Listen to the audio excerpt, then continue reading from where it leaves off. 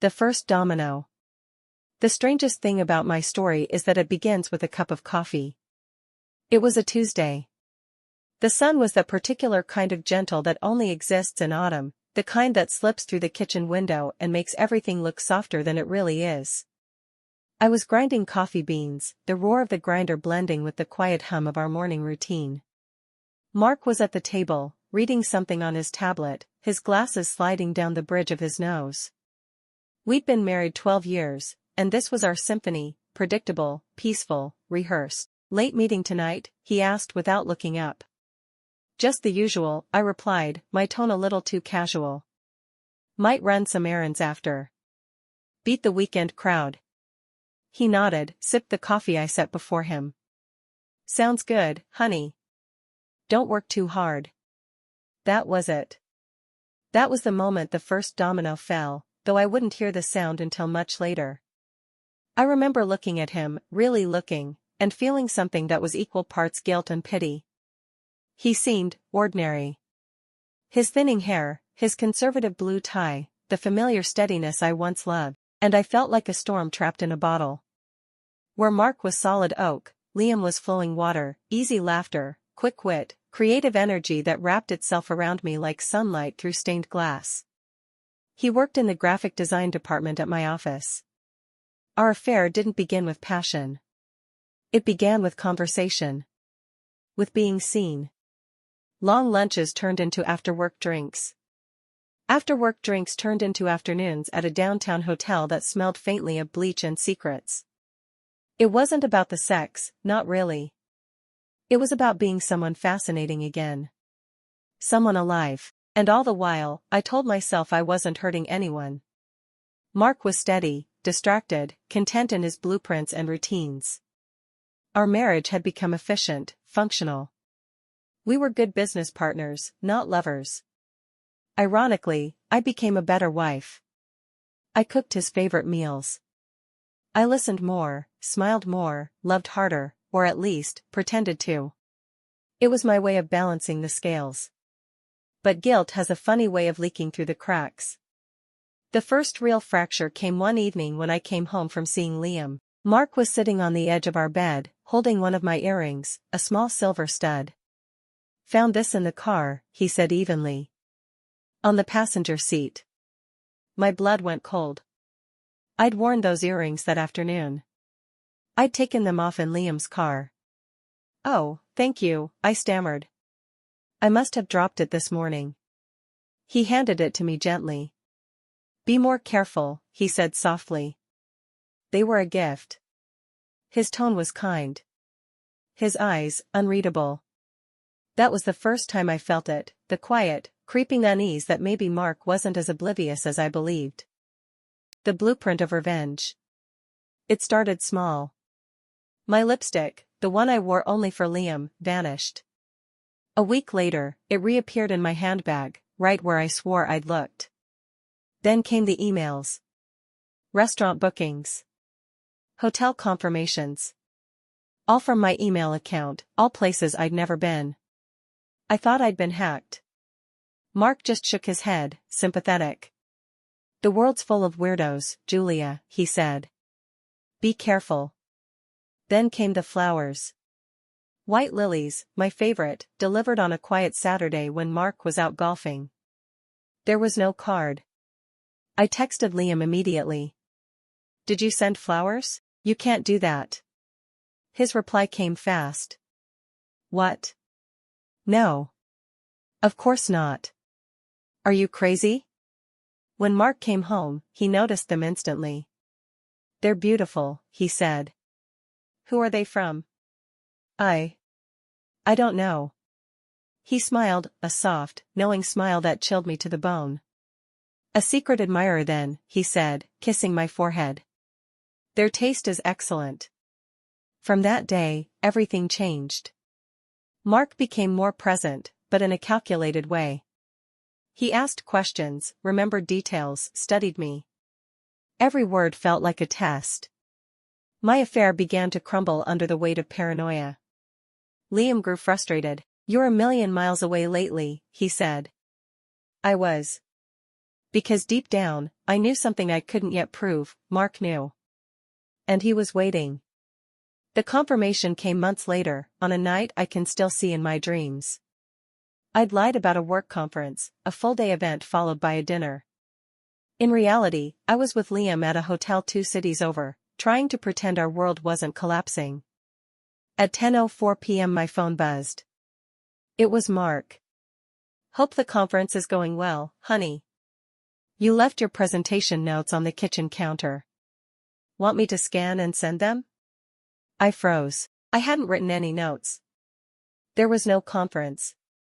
"No, that's okay. I have everything on my laptop."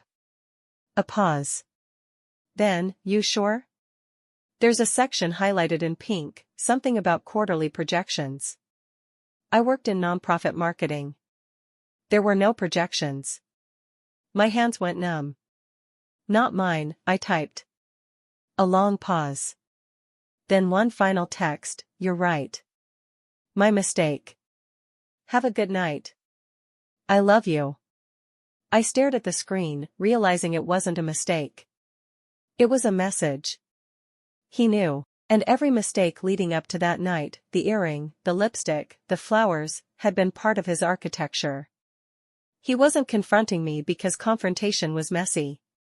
He was building something instead, slow, deliberate, perfect.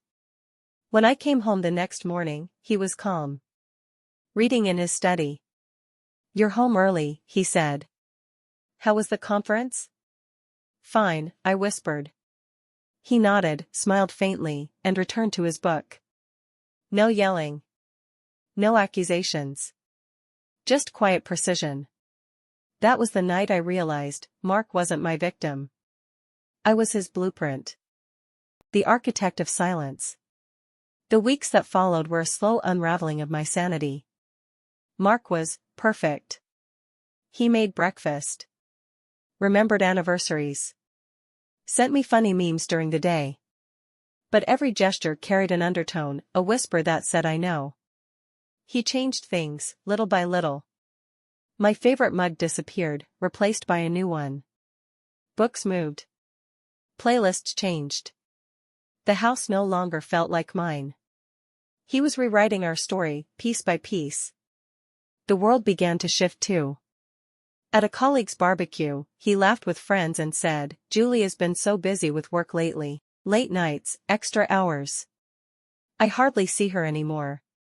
The men nodded sympathetically. The women glanced at me, curious. He was laying the groundwork, planting seeds of a narrative where I was distant, distracted, unfaithful. When my mother called a few days later, her voice was full of concern. "Julia, is everything all right with you and Mark?" He seemed so sad when I saw him. "Said you've got your own life these days." He was isolating me. Silently, effectively. That night, I confronted him. "Why are you telling people I'm never home?" He looked up, puzzled. "I just said you've been busy. You have been busy, haven't you?" I couldn't answer. Because he was right, and he knew that truth was the most powerful weapon of all. Then came the garage sale. A Saturday morning drenched in sunlight. Mark said it was time to declutter. As neighbors browsed through our things, a woman picked up a small photo frame from one of the boxes. It was a picture of me and Liam, laughing at a cafe, heads close, oblivious to the world. My heart stopped. That photo had been hidden in my bedside drawer. I looked at Mark across the driveway. Our eyes met, and for the briefest second, I saw the real him, the calm, merciless architect of my destruction. He had planted it there. Not to expose me publicly, but to remind me he could. Anytime. The woman set the photo down and walked away, unaware she had just witnessed the final act of a masterpiece in revenge. By then, I wasn't angry. I was hollow. Because Mark's punishment wasn't about rage or retribution. It was about control. About erasing me slowly, methodically, until there was nothing left but the echo of what I'd done. And he succeeded. It ended exactly where it began, in our kitchen, with a cup of coffee. The same gentle autumn sun, the same granite counter, but this time I was trembling. I can't do this anymore, I said finally. I had an affair, Mark. I'm so sorry. He didn't react. Just set his mug down with a soft click. I know, he said. I've known for months. He slid his tablet across the table. On the screen, folders. Labeled, dated. Screenshots. Receipts. GPS logs. Hotel check-ins. Every lie. Every secret. Catalogued with architectural precision. I've already filed for divorce, he said quietly. My lawyer has copies of everything. You see, Julia, I didn't want to fight. I wanted to win. He stood, lifted a suitcase by the door. His movements were calm, deliberate. He wasn't angry. He was finished. You built walls of lies, he said softly. I just built the exit. And then he walked out, leaving behind a silence so heavy it rang in my ears. I stood there, staring at the empty doorway, realizing that I had spent months building fantasies, while he had been building an ending. In the end, it wasn't his rage that destroyed me.